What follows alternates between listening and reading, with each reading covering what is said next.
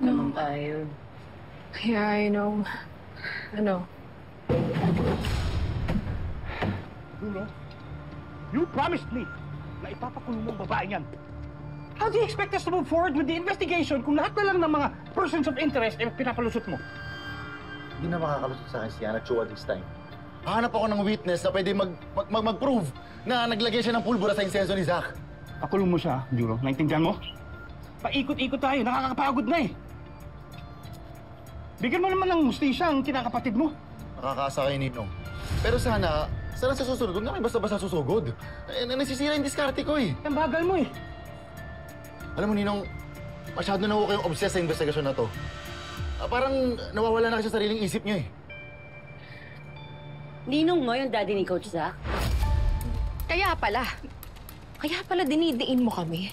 Kaya pala pinagpipilitan mo lahat ng mga evidences laban sa amin kahit wala naman kami mga kasalanan. Hindi totoo yan, ah!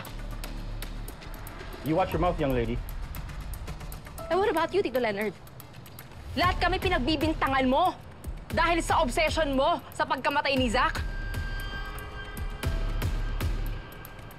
Re-report ka namin, Inspector. Di ako papayag na sirain mo kaming magkakaibigan. Tara, tara. Miss Alvarez!